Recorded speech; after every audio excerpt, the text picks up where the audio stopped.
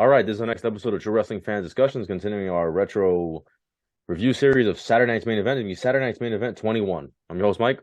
I'm Frank, and let's get into this. This is the first one post WrestleMania 5. Hulk Hogan's the WWE champion. God help us all. Ravishing Rick Rude's got the Intercontinental title. Demolition still walking around with the tag team championships. All three belts would be defended on this night. It was April 25th, 1989, but they aired it literally over a month later, May 27th, 1989, from Des Moines, Iowa.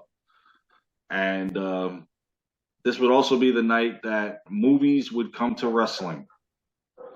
So let's get into it. The opening match for the Intercontinental Championship was Ravishing Rick Rude defending the title against the brand new King, Hacksaw Jim Duggan, who beat Haku for it. And Haku actually came down during this match. Apparently, he still has beef with Duggan over the whole crown nonsense. At this point, I would kick that title to the curb because it's pointless. Yeah. And the match was pretty good. Duggan held his own during this, almost had the victory, but he won by countout. So he beat the champion in his first title defense, but this didn't get the belt. And they actually before this match, they show how he won at WrestleMania with Bobby Heenan holding his leg down. Mm-hmm. The thing is, Hacksaw, he knocks Rude out of the ring, and then he's counting with the referee. And then he's celebrating when he wins by count, and he can't get the title. So I'm like, why? What an idiot! And the referee was counting awfully fast as compared to these days. He's trying to get it over with. Yeah, seriously. I mean, I know they weren't going to give him the title, but it's just like, why would you knock the? I don't know. Because he beat the champion by count out. But he didn't get the belt. Like a Lex Luger. Mm-hmm. Lex Luger Yoko. For those that don't know. Exactly. All right. So our next match. Right before it, they interviewed the Macho Man Randy Savage and his new thing at ringside that he's got, Sensational Sherry, Scary Sherry, whatever you want to call her. And he said the road to Hulk Hogan was ducking him, by the way. Yeah. He said the road back to Hulk Hogan was through Jim the Anvil Neidhart. Mm-hmm. I'm like, really? Okay, whatever. So it was Jim Neidhart versus the Macho Man Randy Savage. Savage got back on the winning ways during this one. Famous elbow drop. He beat Jim Neidhart. I love Neidhart's promo. He's like, if you want to get to Hogan, you got to get through me. I'm thinking, dude, that's not going to be a problem. Yeah, he's a tag guy. I mean, you don't really look at Jim Neidhart as a singles guy. They did let Brett and Neidhart. They tried him out as singles wrestlers around this time, but yeah, Brett had a better success rate than Neidhart. Well, he was just a better wrestler. It's not really fair. But so Neidhart is saying how he never liked Savage as champion during that whole reign. The way he treated Elizabeth yeah. And stuff. So yeah, Savage made short work of him, and now he's referencing himself as now the number one contender to Hulk Hogan. I love how he's saying that, and yet Hogan still has a title match tonight that could go the other way. Yeah. But whatever. Speaking of that match, it was the WWE Championship match in a steel cage. Hulk Hogan defending the title against the Big Boss Man. And Slick was saying that how he had a big surprise for everybody for the event. When they came out, they announced that it was Zeus from No Holds Barred. Yeah, from filming No Holds Barred, yeah. Mm-hmm. Now he's back. Now he's there. So, and I love how, so if Hogan's in the back, he knows this because he can hear it. He's coming down like it's nothing. He's talking to the fans. He's doing his usual thing. Halfway down, all of a sudden, he points like, what is that? What is he doing there? And he's hulking up while he's down there. And move me. Move me. Yeah, crazy as Tiny Lister is. The man. Rest in peace. He died too young a couple of years ago. But I liked when he did this gimmick, and of course I liked his acting, whatever. He did a good job. He just couldn't wrestle. Yeah, but it's not his fault.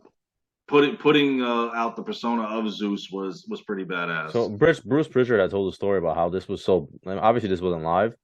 So the first time Zeus and Hogan did that, it was so bad that they had to splice together. They had to do it again, like on another night, maybe right after that, and they had to like put the Saturday Night's Main Event stuff up again and do another cage match, and then splice the footage together of Zeus attacking. And I think that's why he attacks him. He has the armor on, and then when you see him walking down the ramp, he doesn't have the armor on. I don't know if you noticed that. No, but I'm I gonna go don't back think. and check it out Yeah, now. I think that's why. Okay. Yeah. Well, I So mean, Hogan was ridiculous to try to go against him at this point because Zeus has the high ground. He's standing on the cage, yeah, and that's what I was thinking. He's got the high ground. Obi-Wan Kenobi. exactly. He's gonna. You go against him, you're gonna have a problem here. Either way, So Zeus gives him the beat down. So we know we're gonna be seeing this in the future. mm. Hogan gets in the ring, starts. Well, Boss Man threw him in the ring.